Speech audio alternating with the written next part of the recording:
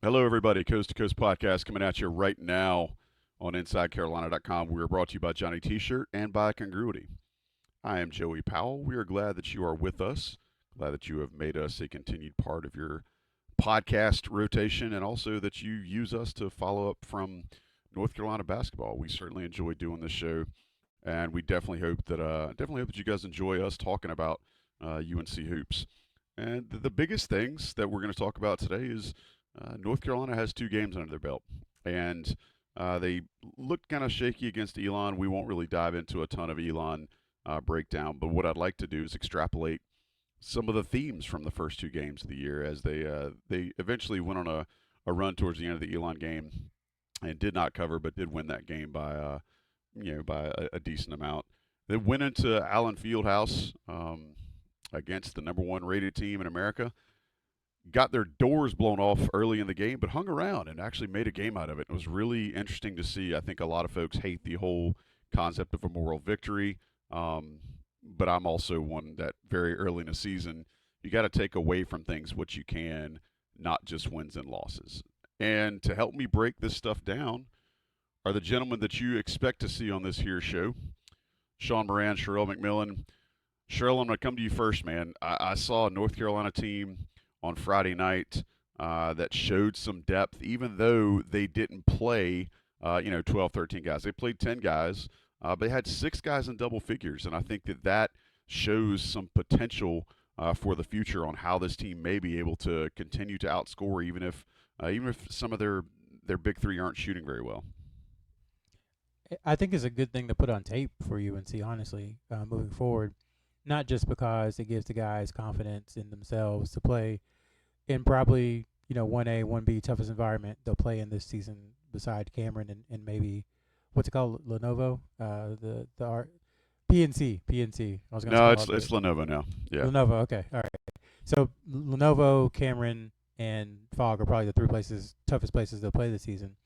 So it gives them confidence that they can go in and be successful. Maybe not quite on the win column, but be successful with the game plan with what they want to do. I think the other thing, from an offensive standpoint, is now teams can't say, well, we're just gonna triple team RJ Davis and RJ Davis will go 3 for 17, and they don't have enough firepower to, kind of withstand and stay in pace in the game. I think now you see that they do. I mean, the Elon game, Davis, he didn't play well, but then in the final 5 minutes, he kind of took over. Against Kansas, he didn't shoot well at all the entire game. He was getting to the free throw line some, but UNC still put up 89 points because Seth Trimble, was doing his thing, and Elliot Cadeau was scoring, Jae'Lyn Withers was scoring, Ian Jackson was scoring, Van Allen Lubin was scoring. So to your point, I think now it's a point where teams have to be a little more shy when it comes to double and triple teaming RJ because the other guys have shown that they can, against a really good team, put up double digits. Yeah, that was such a fallback that we expected Kansas to try to do, and you saw it later in the season last year. I hate to keep going back to the Alabama game, but when teams start running their freshest and then help guys at R.J. Davis, he hasn't always risen to the occasion. And I think what you saw against Kansas, like you said, Sherrill, is some other guys equally distributing that offensive pressure and the demands that North Carolina is going to need to score. I'm going to run through a couple of things real quick before I kick it to you, Sean. But again, 6 Tar Heels in double figures. More importantly, the leading scorer was Seth Trimble, and nobody felt like it was a great night. But I want to dive in a little bit that you had 30% shooting from 3-point range, including only 2 makes from Trimble, Davis, and Cadeau. Does that scare you a little bit, Sean, or do you feel like that's something that's just probably pressure of the game, probably a little bit of Kansas's size rattling them or whatever? But do you think that's something that may end up being an issue if those 3 guys can't hit better than 2 makes a game from 3? Well, I think in terms of the overall makes, that total number was 7. I think if they got to that 8 with, especially if it had been the Withers 3, that could have been the difference. So I will go back to the last point from our last podcast. I mean, I think in terms of RJ, it's not teams that come around all that often, but if teams have length, he is going to struggle, whether that's Kansas, Duke, UVA in the past with Beekman. Like it's just it almost is what it is, especially from 3-point. And I think RJ will figure it out as he has over the last four years. I mean, even going back 2 seasons where he started pretty slow and still ended up 37% from 3. But yeah, I think in general, the guards are going to have to hit threes. I think transitioning a little bit, Seth Trimble, I think for me was still a question mark in terms of can he do what he did against Memphis or live up to all the summer hype. I mean, even going just a few weeks ago with our over-unders was still a question. And I think he has quickly proven that he is at the level. And I think that is a huge relief if RJ is not shooting well or teams are sagging off Cadeau with his ability to attack. So, RJ will turn around, but at the same time, against Alabama, against some of these top teams, it can't be what it was against Kansas or what it was against Alabama, even though we know he's going to have some inherent challenges just based on the size and what we know he does struggle with at this time. I want to try to keep the defense into offense conversation separate, but I know that they are very much intertwined with how Hubert Davis wants this team to score and how they're probably going to be most proficient is scoring off of stops or creating turnovers. But what I specifically want to stay with you here on, Sean, is Bill Self made a comment after the game that North Carolina was unstoppable once they got going downhill. What was different in the second half? And again, I don't think this is as much related to turnovers as Hubert Davis would like it to have been. What did you see differently in the second half that North Carolina was doing from a scheme standpoint, from a play calling standpoint, or even from a personnel standpoint that was allowing them to get better shots attacking the rim than they were in the first half when they were getting skull dragged?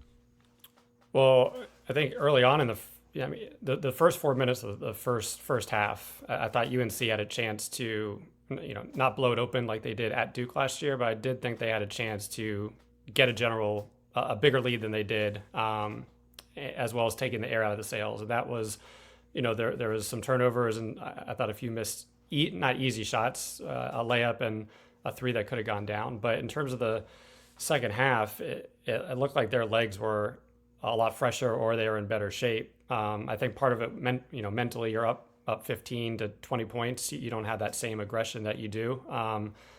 And flip it around when you're down 15, you're going to be playing harder. So I do think they were moving at a different pace than what they had been earlier. I think especially Trimble realized he could get to the basket and attack. But at the same time, Withers being able to hit a 3 from the left corner, as well as being able to drive to the basket, them changing up some different lineups, I thought helped instead of something maybe schematic in the half court.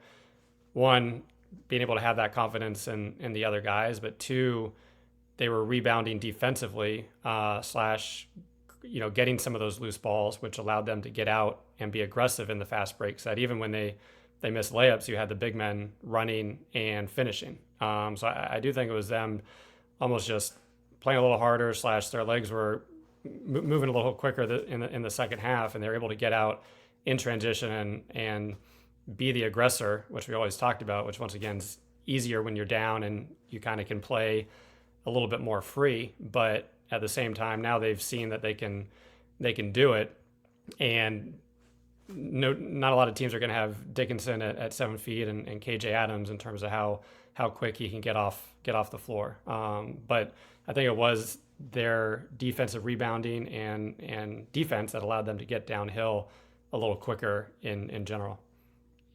Sherrell, I'm fairly certain that nobody had Jae'Lyn Withers leading the team in three-point percentage at any point in the season, whether it's after 2 games or 20 games. I don't think anybody had that on their bingo card, but I've seen a guy that is playing free. He's using his athleticism. You still get some of the, deer on an iced over lake a couple of times where he just looks a little herky jerky, a little out of control. But I saw a guy last night taking 3-pointers in rhythm. I saw a guy creating a little bit. I saw a guy being physical when North Carolina needed somebody to be physical. But I saw a guy really looking comfortable in his role out there. He's right now averaging just over 10 points a game and just under 10 rebounds a game. And I think North Carolina fans would probably take that running. I want to ask you, what have you seen differently in 2 games from Jae'Lyn Withers this season that maybe makes you feel better about his role within this roster, or maybe gives you something that you see North Carolina being able to hang their hat on with how they deploy him in the remainder of the season? I would say it seems like he sees that 4 spot, and a part of that is the way the roster is built. A part of it is he does have unique ability in that he has shown stretches throughout his career where he could be a stretch forward, but he also has the requisite athleticism to defend and block shots. So he has the tools. I think he's always had the tools. It's just a matter of putting it together. And as good as he was in the first half against Elon and the second half against Kansas, there were still the first half against Elon, or excuse me, the second half against Elon and the first half against Kansas. So it's like you're still getting kind of a somebody on the message board was like, Withers is like a box of chocolates. You never know what you're going to get. And I was like, that's kind of a perfect, bridge of the Forrest Gump thing, because I don't know. For me, I don't have an answer. Like, it kind of defies logic where he's just super confident. He comes out, he hits 3 threes in the second half. He's driving. Like, I texted someone and I was like, I really just want him to dunk and to play defense. And anything that involves him dribbling, just don't do it. But it was maybe a couple of seconds after that, he got the drive, I think maybe to put Carolina up too, like there in the second half. So it is not about ability with him. It's about sustainability. Wasn't trying to make a thing there, but I think that's what it's about. It's like, can he do it? We joke about 15 minutes kind of being his cap. And I think he played 20 maybe on Friday, and you didn't quite get the diminishing returns. People are going to point to the 3, but I don't have an issue with that because he had made him from the other side. It was in rhythm, and he was open. And I think brought him back. Yeah, and I think one thing that Hubert Davis has shown is that he'll get as mad at you for not taking an open shot as he will for you taking a bad shot. So the worst play for Withers probably in that situation was to not take a wide open 3, considering what he'd done. So I don't really have an issue with that. But he definitely has seized the starting 4 spot.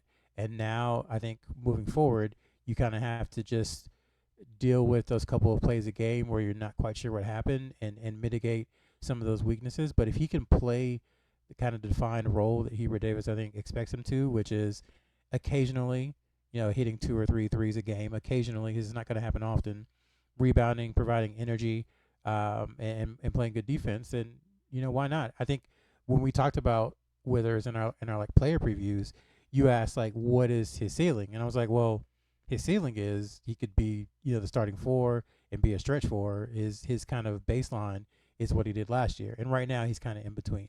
But production-wise, you're getting more than you probably ever thought from him through 2 games. Especially considering that everybody that knows anything about Carolina basketball for this season knew that there was going to be a huge premium placed on filling that rebound void that Armando Bacot left. Sherrell, you mentioned earlier, top of the show, about North Carolina putting things on film. I saw the layup, if my memory serves me correctly, the layup that you're talking about that Withers got was because he'd hit those threes and forced Abrams out on him. I think it was Abrams that was guarding him at the time. But either way, the fact that he had to pull a defender out on his three-point shot gave him that layup. That's the type of thing that now, if teams have to prepare for Jae'Lyn Withers, the three-point perimeter shooter, that gives North Carolina an entirely new arrow in their quiver, I think, in forcing other teams to prepare for what their offensive potential might be. Yeah, just a quick stat. 5 made threes in 2 games this season, 4 made threes in 37 games last season. To me, that seems better. Again, wasn't a math major, not a mathematician. Sean, I'm going to ask you a little bit. I mean, what are you seeing out of Withers that may or may not be sustainable, or what immediately jumped off the screen at you of these first 2 games? Well, I think more for the Kansas game. Let's stay in the second half, because I definitely agree that in Elon he was getting 20 plus minutes, and there seemed to be a little bit of the diminishing margin of returns, as Sherrell mentioned. But at Kansas, I thought hitting that 3, I think just from a confidence perspective, probably just changed his whole feeling in terms of what he could do.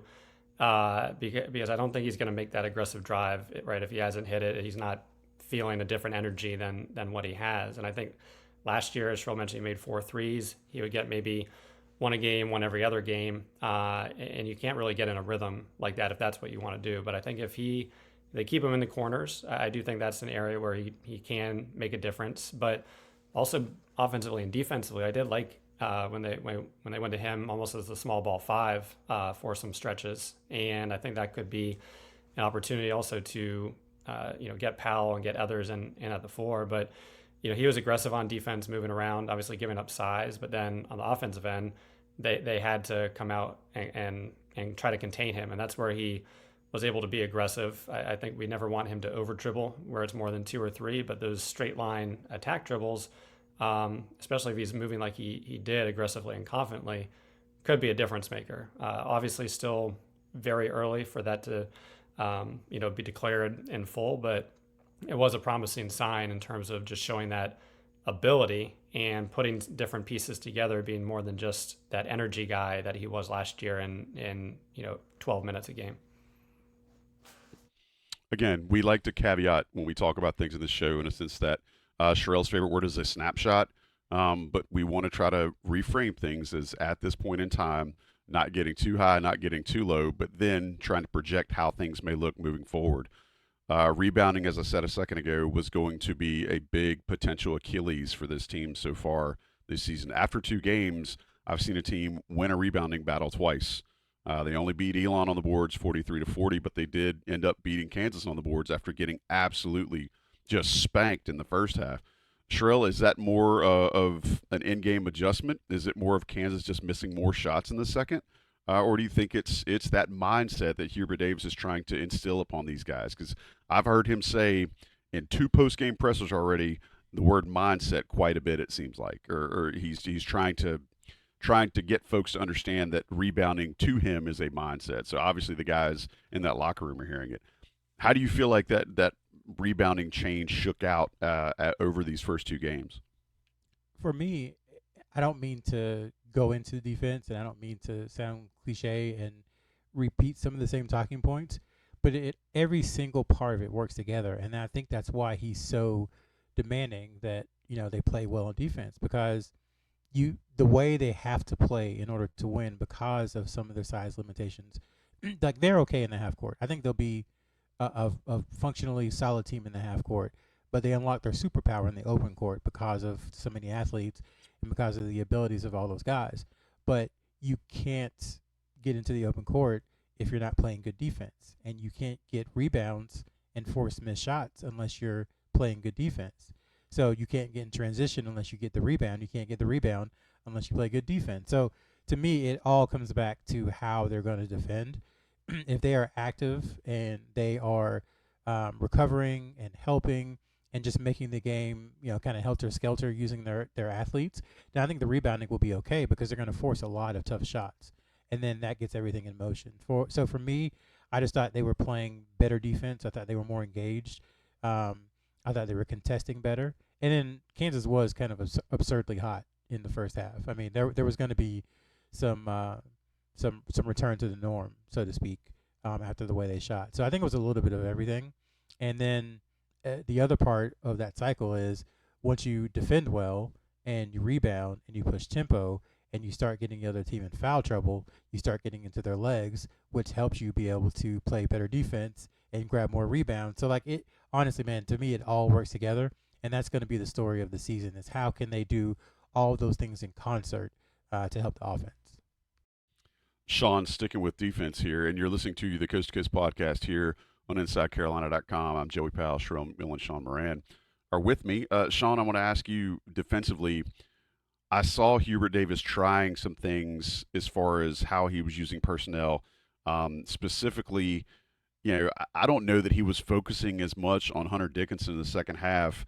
I don't know. Again, I've only watched the game 1.5 times, but I got the feel in the second half he was kind of content with letting Dickinson get what he was going to get and was going to make it harder for the other guys. Did you see that, or what did you see along those lines that you think probably ended up working out for the Tar Heels?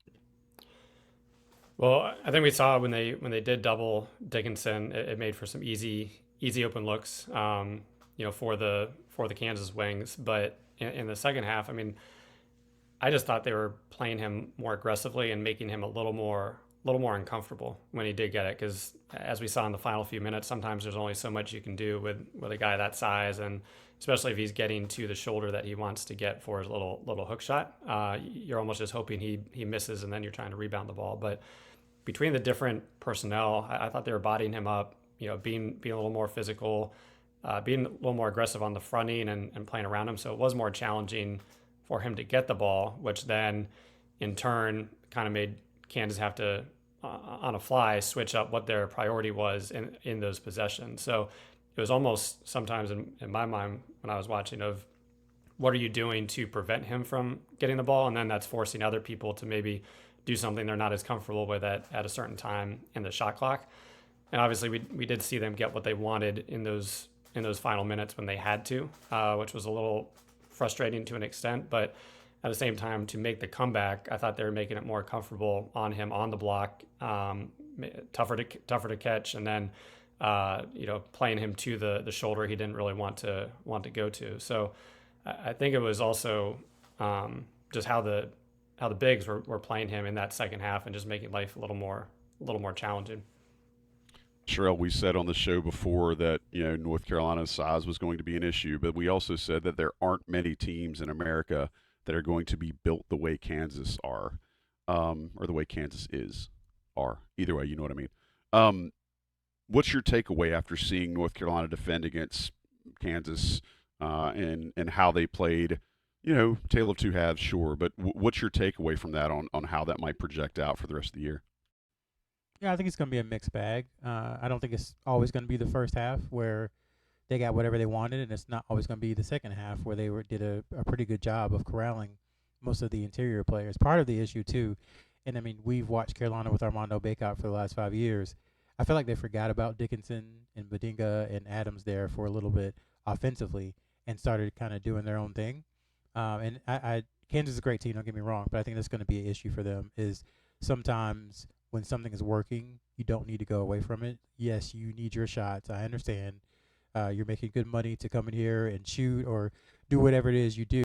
But at some point, if there's an advantage like Kansas had at points, then Hunter Dickinson should have gotten 20, 25 shots, and he just didn't. Part of it was foul trouble, I understand.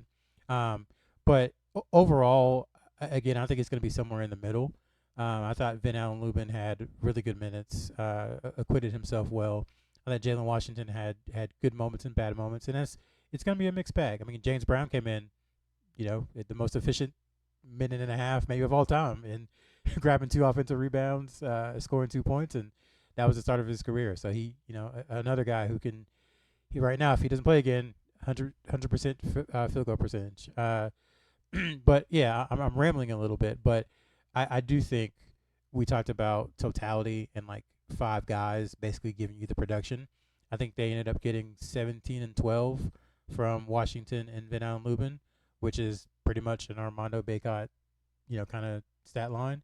The issue definitely will be defensively, though, and how they have to mitigate that. But I thought it was a solid job, all things considered. And again, there are only 2 or 3 teams they're going to face who have the kind of size that Kansas has. So I thought they acquitted themselves well, but there's going to be ups and downs, I think, moving forward throughout the season. I think we're going to have there will be some folks in the fan base and I see subscriber lists that that constantly want to compare Jae'Lyn Washington and Van Allen Lubin to Armando Bacot.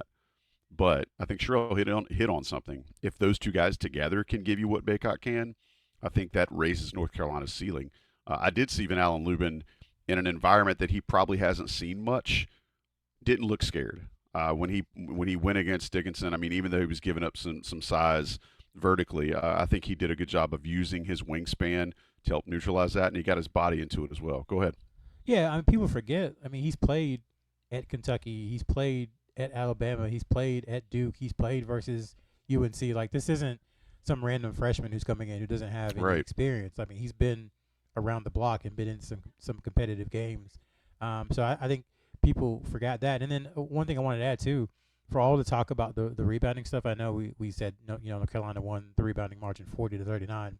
But Adams, who I think every person who follows Carolina was worried about, he had 2 rebounds and no defensive rebounds. So that tells me between Drake Powell and Ian Jackson and the guards and Trimble and Lubin, like they're rebounding as a team. And I think that is sustainable. It does harken back a little bit to that 2018-19 team that started Garrison Brooks at the 5, but then it was kind of a bunch of small forwards and Luke May. And they were, I believe, number 1 in the country in offensive rebounding percentage and like top 15 in defensive rebounding percentage. I'm not saying this particular team is going to do that, but I think that is the way, is that you don't have to have monsters to be a good rebounding team. You just have to, as Hubert Davis said, have the mindset and play good enough defense to force the missed shots.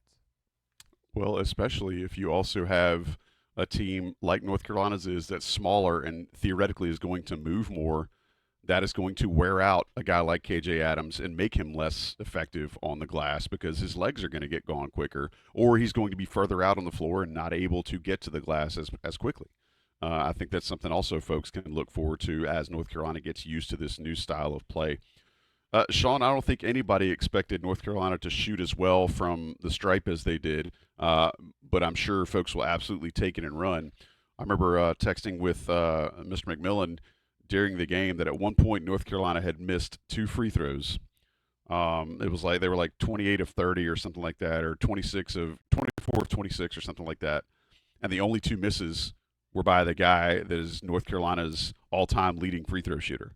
So I'm not sure you could find a more weird stat, but I think 28 from 31 from the line will help make folks feel better about some of those games in the past where North Carolina has left a dozen, 14, 16 points at the stripe. Do you feel like that's something that can be sustained, or do you think it's just more of the fact that if you've got more shooters on the floor, theoretically, they should make more free throws? What say you, sir? I don't think shooting at that clip is going to be sustainable, but at the same time, I mean, I think so much of, we talked about it with Withers, so much comes down to confidence from the free throw line, where a guy like Elliot Cadeau, he's going to be going to line 4 to 8, if not more times a game. Against Kansas, he went 6 for 6, but he is aggressive when he attacks. It doesn't matter who's in the paint, he's going to attack. So those are free points on his end. So if he can improve that percentage from last year, I think that will be obviously a bonus. And then Trimble, with his athleticism, he's going to be attacking and have a high free throw rate. So it's really going to be those 3 that are going to be predominantly at the free throw line. RJ, you mentioned missed the 2, but he's going to be at that high 80% clip. So it does come down to Trimble and Cadeau. If they keep their confidence up and they're hitting at a high rate, that's another difference maker for these guards, given their ability to get by their defenders, get to the basket, and attack.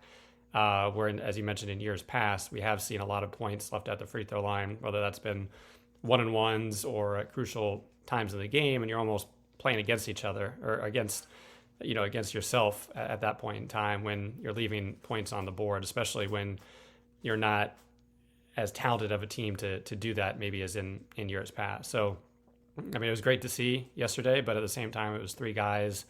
It was the 3 guards that should be getting to the line, and knocking them down was great. Sean, what do you think? North Carolina doesn't play a game again until next Friday against American at home in the Smith Center at 8 p.m. That is Friday, November the 15th. What do you think North Carolina's main focus in practice this week is going to be? I still think gelling together, which I think in the second half, they mentioned it in the article about James Brown and his halftime speech of just playing a little harder, and everything they've done over the offseason. So I think they saw what they could do in the second half. Now it's doing it consistently in practice. It's trying to figure out the rotations, a little bit of the ball movement together. We've seen very few turnovers, but at the same time, we only saw 13 assists against Kansas as well. So still looking for the ball to move a little quicker. And I mean, you saw miscues at what might have been able to point the game away up 4, and the Withers Trimble miscue, resulted in a turnover instead of having a chance to go up 6, which would have been huge. So I still think gelling together over that week. And at the same time, I think for the freshmen, Ian Jackson, I thought played fantastic in the first half. He was really the only one that wanted to seem to play at that high level. Was hoping he would get a little more time in the second half. But then same thing for Drake Powell.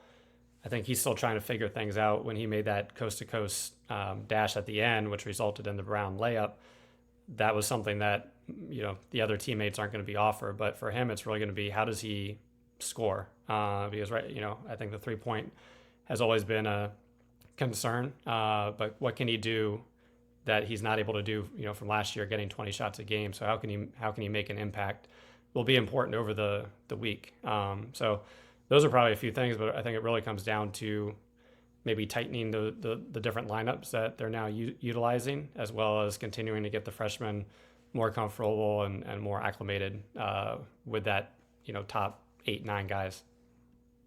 Sherrell, same question. What do you expect to be focused on this week? And I was gonna spend some time talking about late game execution with you guys, but I feel like it's I know it was an issue at times in the past. I don't know. Is there anything worth talking about with late game execution? I feel like it's probably been belabored already, especially since it's so early in the season. Sherrell, you want to spend some time there? Or you want to talk more about what they should probably be working on this week? Yeah, I mean, it can be better, obviously. I personally, and this isn't, taking up for the coaching staff or anything, it's just my opinion from watching the game. Was Jae'Lyn Washington's shot the best shot? Probably not. Was it a bad shot? I don't think so. I mean, Hubert Davis has called him a really good, he actually said more than that, but he's called him a good shooting big man, right? And we've seen, in the Memphis exhibition, I think he made 2. I don't think he's made any since then. I don't know if he's taken any since then. But he has the ability. And if you're open, I think you should take the shot. I think too many times folks get into like, oh, it has to be this guy, or it has to be in this certain situation in this certain way.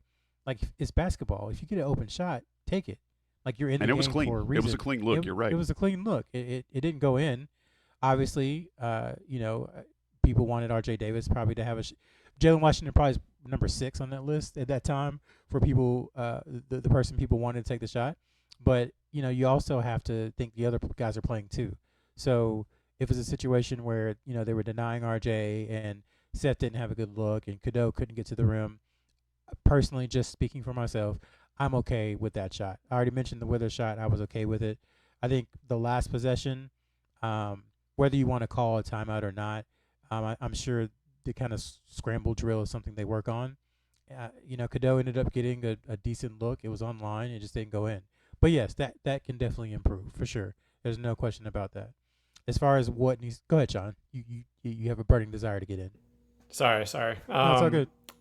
I fully agree on the Withers. For the Washington, I thought it was a little early. I know there's 12 or 13 seconds left. You don't know what you're going to get after that, but I thought that was a little early for him at the time, and it did almost. I think it was around the same time of the game, maybe a little earlier or later than the Withers 3-pointer against Alabama, where you're kind of like, I wish he didn't take that, and then hoping it goes in, and then obviously there's the result. And then for the last play, I mean, no matter what, it's tough with that down 3. I mean, Kansas could have fouled, right, and then you're in a different situation. But as soon as they switched Harris onto RJ and just let him face guard him without any care in the world besides him not getting the ball, it was going to be tough for Cadeau to do much. But I think it's 50-50 on the timeout. But the Washington shot, once again, hindsight's always easier, but I thought 12 to 13 seconds was a little early. But I think the same frustration of seeing, once again, going back to Alabama, 3-point lead disappear, and here they got up a little bit earlier. Obviously, a great team they're playing against at Kansas, but you get up and you'd like to be able to finish the game. Now, I think the finishing is as much an issue as the late game execution, and maybe those are the same thing. But I think you get up. Again, I don't know why we're talking about Alabama so much, but I guess it's still fresh. But you get up 4 or 5 points with 90 seconds left, and you kind of expect to win the game. I'm not sure. I think they were up 3 with 2 minutes left against Kansas. Maybe is that right? They were. They had a chance to.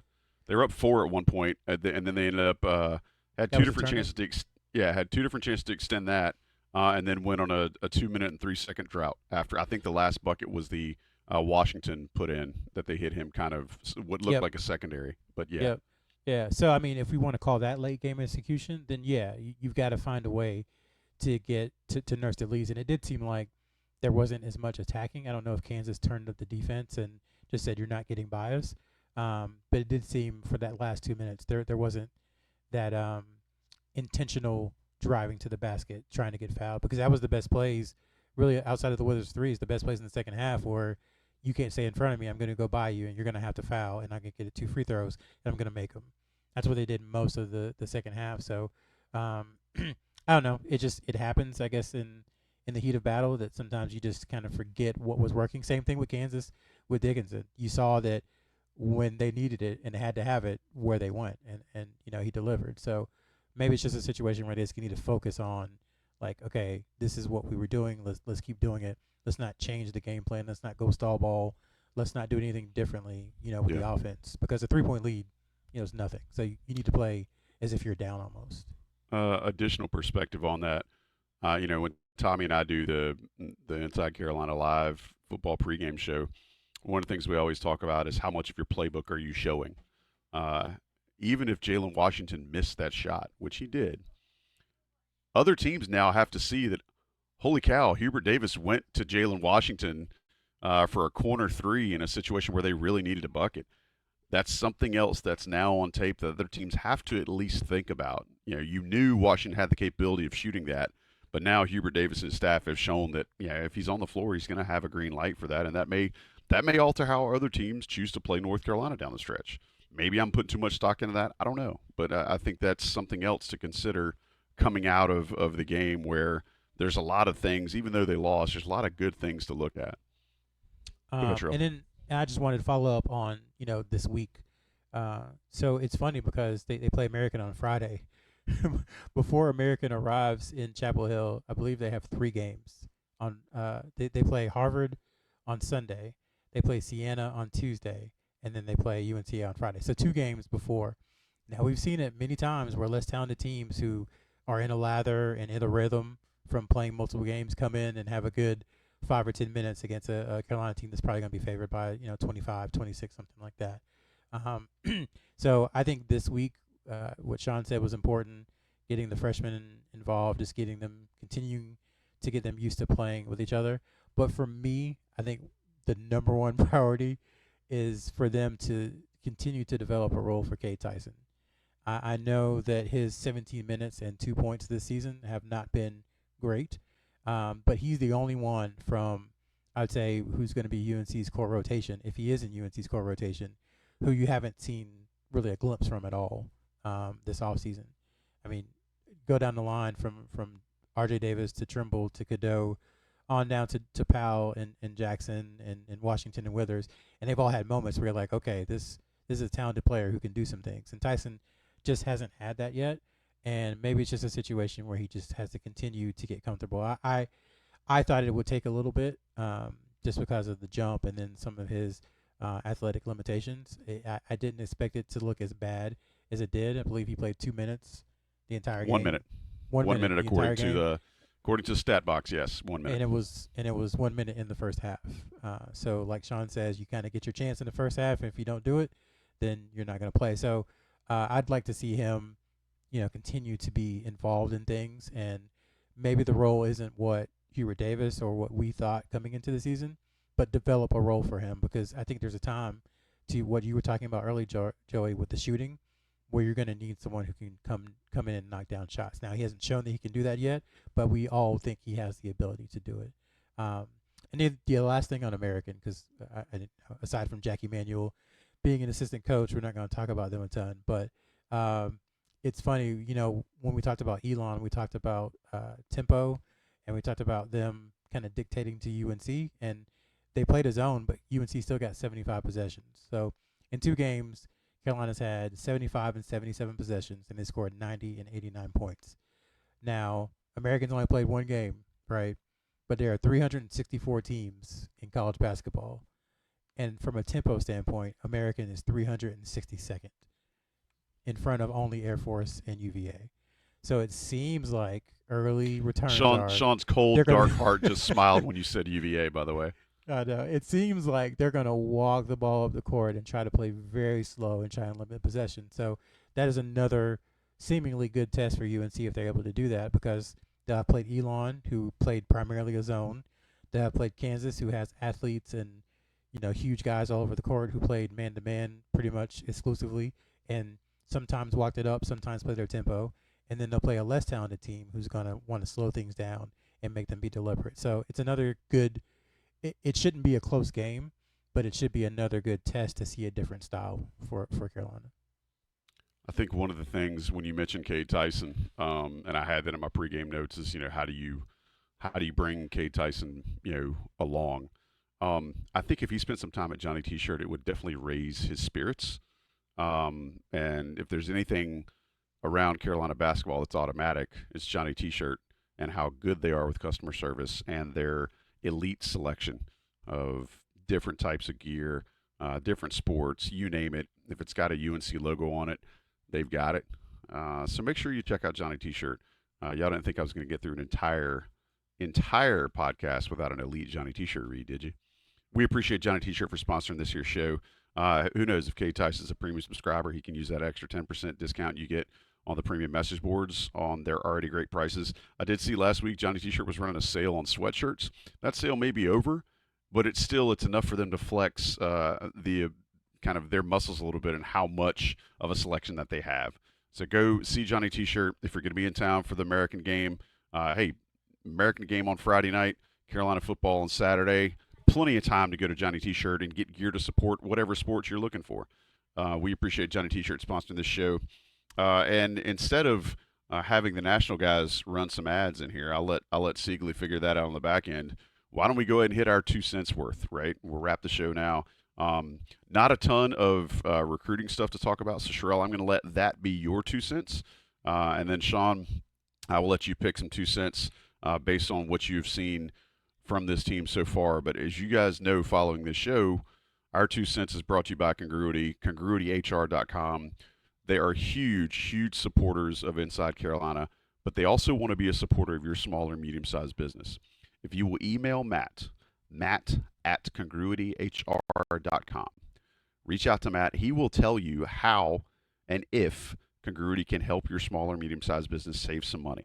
They're going to take some of the work that really slows down business owners, mainly your back office stuff, your payroll, your benefits, all of the stuff that you need to take care of for your team, but can take a lot of time and can consume you and keep you away from growing the top or bottom line.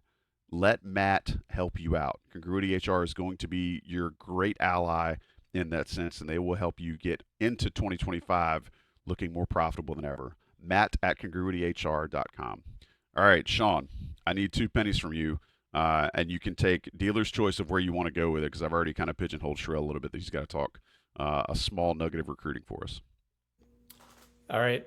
First one goes similar to what you're asking in terms of their focus for the week, but I do think in terms of focus, their mental focus when they're on their court. Only 11 turnovers this game, but in that first half when they let Kansas go on the run, I thought from both defensively and offensively, there were certain possessions where they made it too easy, either for Kansas to get out and run and get an easy look or easy basket. Same thing from a turnover perspective. And that, once again, extended into that, I think, Seth and Jae'Lyn miscue as well, where the focus was a lot better in the second half. But I do think that, to me, is the main thing. As they're playing higher possession games, we talked about if they're turning the ball over, are we fine with that? But at the same time, there's turnovers that happen versus turnovers that you can really avoid. And I think there was definitely some, as well as some defensive slippages that they shouldn't have during games, especially at that, trying to play at that high of a level. And then, second, once again, goes to the 3-point shooting. I think Kansas shot a poor percentage from three. Zeke Mayo was really the only guy that got going. They had 6, UNC had 7. But in this day and age, you need to be able to hit the three to either extend the lead, come back quicker. So, is Jae'Lyn Withers going to be able to make them consistently? Sherrell mentioned Cade Tyson. They're going to have to get him in. And when he wasn't in with Elon, I thought a lot of it was him just standing around, and sure, he would try to crash the glass if some shot went up. But are there plays that can be more directed to trying to get him a look and making it a little more aggressive to get him involved in the action? But what's their 3-point percentage? I know right now it's around 36%, but in terms of the volume and the percentage, if they can have Ian Jackson, start to get comfortable, RJ will, but Elliott, Cadeau as well, Trimble, what are they doing whether it's Elon or Kansas? So those are really my two: mental focus as well as continued evolution of 3-point shooting for this team. Yeah, 3-point shooting for this team. I don't think it has to be any specific guys, but if they got 3 guys that are on any given night, it's going to be really hard for defenses to stop them from scoring, especially if those 3 guys are hitting from the perimeter. That's going to be a tough out for any defense. Sherrell, your 2 pennies, sir, and I'm sorry that I handcuffed you by forcing your topic there, but need to hear some of that from you. Well, Congruity is worth more than 2 pennies, so I'm just going to override you and just say something that I want to say. No, Cadeau, we talked about 7 assists per game for Cadeau. Like, barring injury, I don't see how that doesn't happen. I mean, like, if you are involved if you're in a state that stuff is legal and you can vote on the Kuzi Award, like, go do it now, or go do it now, not vote. I was going to say another word. You know where my head's been this week. I know what you mean. I if think you can put folks away, can read between right. the lines. Yeah. I mean, the kid's been incredible. Maybe I should call him a kid, but he's been incredible. He's better than I expected. I was trying hard to get the plus 700 in on the 8 plus. Luckily, in the states I've been in, it made it a little more challenging. But I was trying to go for the home run with that one. But I definitely agree with you. And Vegas will catch up with that eventually. So good on you, Sean, for recognizing it early. Yeah, I can't say enough about the work that he and Trimble have done in the offseason to improve themselves as players. I mean, it's tangible. You can see it. You can feel it. Everybody else can see it. So kudos to them. On the recruiting front, 2 quick things. So UNC obviously still recruiting AJ DeBansta, the number 1 player in the country. Sean May was up in Boston or Massachusetts area. I don't know the exact geography, but up north. Let's call it up north. It's all the same, bro. It's all the same. To see him earlier this week. So continued action there. They're still on Caleb Wilson heavy. I know that it doesn't seem like a lot is going on there, but they're still talking to him.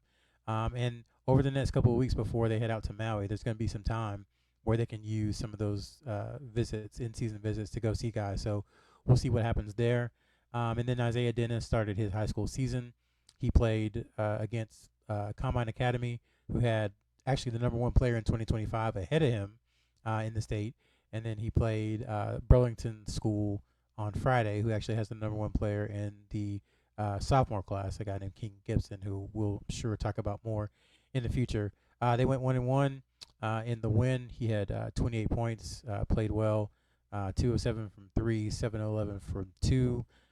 So good start to the season for him, and we'll continue watching him. Derek Dixon starts his season, I think, in the beginning of December, like December 5th or something.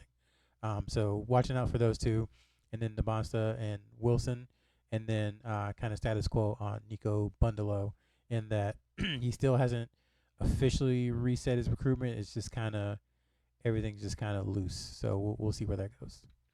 Well, we appreciate that synopsis, even though some of those things might be loose. We appreciate it. A couple things before we wrap up today. I want to give a shout out to Alan Cobb. Alan was actually at UNC right after or about the same time that I was, and we actually were dorm mates, but saw him randomly at the UNC Duke women's soccer match the other night.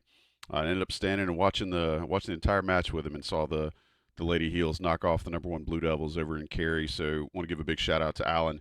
And the other thing I just say is, like, hey, check in on your people, folks. We need some positivity in this world. We need everybody to take care of each other, and pick each other up when you need to. Even if the Tar Heels drop a game, call and check in on your friends.